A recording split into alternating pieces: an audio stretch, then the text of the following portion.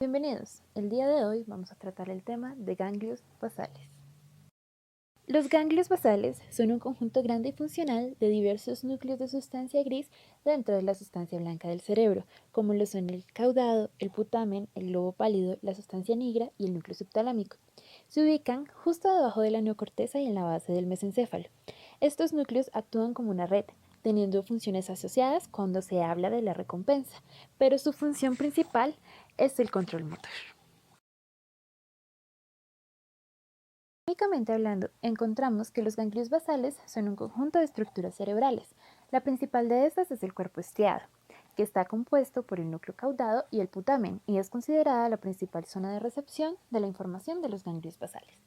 El núcleo caudado se encuentra situado debajo del lóbulo frontal y en conexión con el lóbulo occipital, y está relacionado con la sensación de alarma. El putamen se encuentra situado debajo del núcleo caudado y unido por la zona anterior, y está relacionado al movimiento de la cara y las extremidades. En otros núcleos encontramos el globus pallidus. Es un derivado del diencéfalo que se sitúa entre el putamen y la cápsula interna, y contiene las neuronas mielinizadas que serán utilizadas para transmitir la información al tálamo y a la sustancia negra. La sustancia negra se encuentra localizada bajo el tálamo, en el tronco del encéfalo, y es conocida por ser una de las principales fuentes de dopamina del cerebro. Por último, tenemos el núcleo subtalámico, que está situado en el punto de unión entre el mesencéfalo y el tálamo, y su principal función es regular las funciones motoras del cuerpo. Aquí podemos ver la ubicación de cada una de las estructuras en el encéfalo. Ahora hablaremos de la anatomía del cuerpo estriado. En el cuerpo estriado nos encontramos con el núcleo caudado, que es la sede de color verde, dividida en cabeza, cuerpo y cola, que se curvan hasta el núcleo amigdalino. También nos encontramos con el núcleo lentiforme, el cual está de color azul, que cuenta con una parte medial denominada globo pálido y una parte lateral más cerca a la corteza denominada putamen. En la parte más externa de la base del cerebro nos vamos a encontrar con una aglomeración de cuerpos neuronales denominado claustrum. Aunque su función exacta no se ha verificado, varios estudios sugieren que juega un papel importante en la activación y desactivación de la conciencia.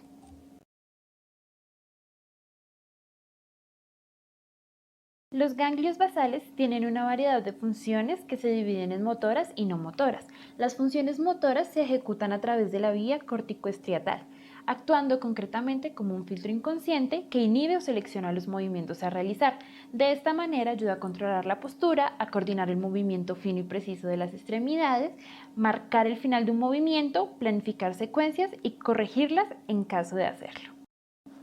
Por lo tanto, se podrían clasificar las funciones motoras en planificación, integración y control del movimiento involuntario. Por último, dentro de las funciones motoras tenemos el aprendizaje procedimental, el cual permite realizar secuencias de acciones tales como tocar un instrumento, coser o afeitarse. Por otro lado, tenemos las funciones no motoras. Entre estas se encuentra la función ejecutiva, que contribuye al mantenimiento de la velocidad del procesamiento, la planificación a nivel cognitivo, la elaboración de estrategias para solucionar problemas y del mismo modo las conexiones de los ganglios basales con la corteza orbitofrontal provocan que sean implicados de alguna manera en la capacidad de la inhibición conductual. También tiene participación en la conducta emocional y motivacional, ya que tiene conexiones con el sistema límbico y el sistema de recompensa cerebral.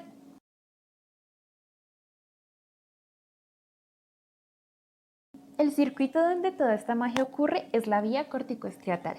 Se inician las regiones de la corteza cerebral que se relacionan con el control de los movimientos.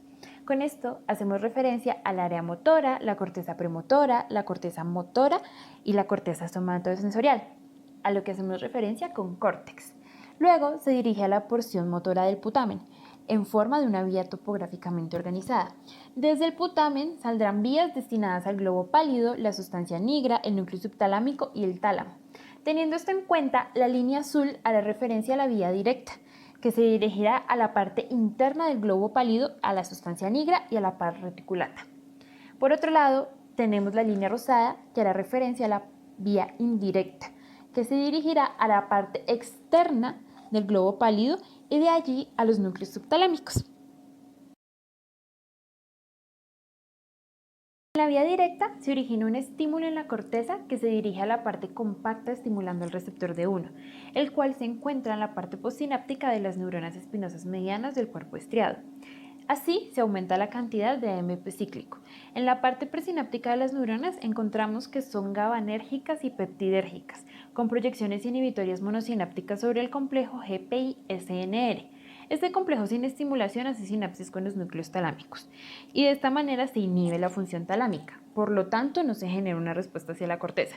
Pero cuando recibe un estímulo se inhibe la acción GABA del complejo GPI-SNR hacia el tálamo y se hace que los núcleos del tálamo se activen y generen una respuesta hacia la corteza, una respuesta excitatoria, claro está. En la vía indirecta se origina un estímulo en la corteza, el cual se dirige a la parte compacta de la misma, estimulando al receptor D2, de las mismas neuronas espinosas medianas en el cuerpo estriado. En este caso, se disminuye la cantidad de AMP cíclico. Las neuronas del cuerpo estriado son neuronas inhibitorias GABA, que son transitoriamente activas. Por su parte, las neuronas del GPE son neuronas inhibitorias tónicamente activas, las cuales se proyectan en el núcleo subtalámico.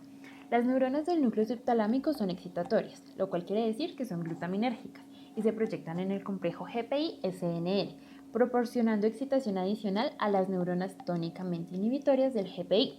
Por lo tanto, el núcleo subtalámico puede aumentar la inhibición tónica que llega desde el GPI al tálamo, evitando que se dé la respuesta. El efecto de la actividad de la vía indirecta es entonces el aumento de la influencia inhibitoria sobre el tálamo y por ende sobre el córtex.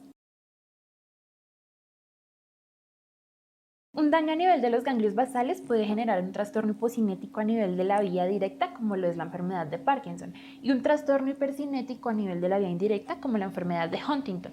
La enfermedad de Parkinson, también conocida como parálisis agitante, se origina por la destrucción de las neuronas dopaminérgicas en la pars compacta.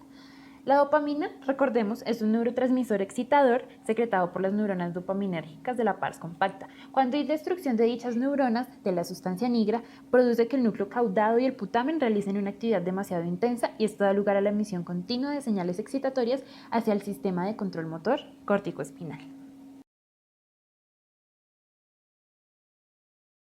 En el Parkinson encontramos los siguientes síntomas, los cuales son la rigidez muscular, el temblor involuntario de la zona afectada aun cuando el paciente está en reposo, la hiposmia, que es la disminución en el olfato, la cinesia, que es la incapacidad para iniciar el movimiento, la inestabilidad postural, la cual afecta el equilibrio, por lo que también se pueden presentar caídas, la disfagia, que es la incapacidad de deglutir, la disartria, que son trastornos del habla, la praxia de la marcha, cambios en la escritura y la fatiga.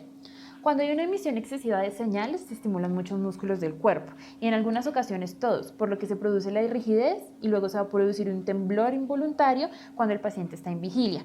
Cuando se da esta enfermedad, se desencadena la cinesia y el paciente tiene que hacer un esfuerzo mental para concentrarse en el momento de hacer movimientos simples, por lo que se ve aumentada la fuerza en actividades mínimas.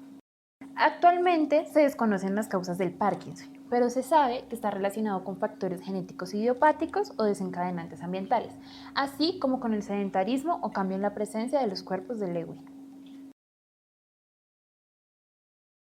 En el tratamiento farmacológico del Parkinson encontramos la administración de fármacos como el L-Dopa, que mejora los síntomas de la rigidez y la cinesia.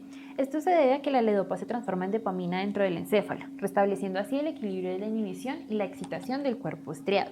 También encontramos fármacos como el L-deprenilo, que es una sustancia inhibidora del MAO o el transportador monoaminoxidasa, el cual es un recolector de la mayor parte de la dopamina del cerebro. Al inhibir MAO se genera una concentración más alta de dopamina, por lo que produce que se libere a los tejidos de los ganglios basales durante un tiempo más prolongado. Además, este tratamiento frena la destrucción de las neuronas secretoras de dopamina. La combinación de L-Dopa y L-deprenilo ha resultado ser más eficaz que la administración por separado. Bien, tenemos el trasplante de células dopaminérgicas fetales, que consiste en trasplantar células encefálicas secretoras de dopamina de fetos abortados. La desventaja es que las células no sobreviven más de un mes. Otro tratamiento quirúrgico es la destrucción de parte del núcleo subtalámico y tiene riesgos de lesiones cerebrales. La enfermedad de Huntington es un trastorno hereditario autosómico dominante inicia a desarrollarse entre los 30 y 40 años de edad. Inicia con un hemivalismo, que es sacudida de los músculos de forma involuntaria, y luego se torna con movimientos deformes o violentos y progresivos por todo el cuerpo. También genera demencia. Los movimientos anormales de la enfermedad se dan por la desaparición de la mayor parte de los cuerpos celulares correspondientes a las neuronas GABA en el núcleo caudado y el putamen, y por la disminución de las neuronas secretoras de acetilcolina en diferentes regiones del encéfalo.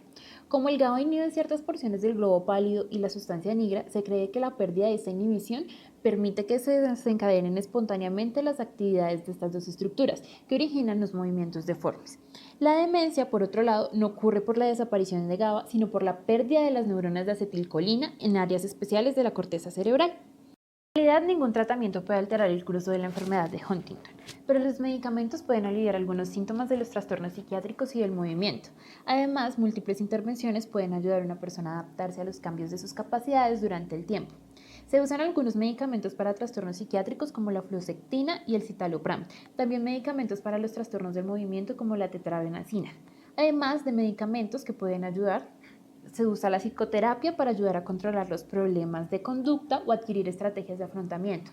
También hay terapias para el habla en las cuales un logopeda puede ayudar.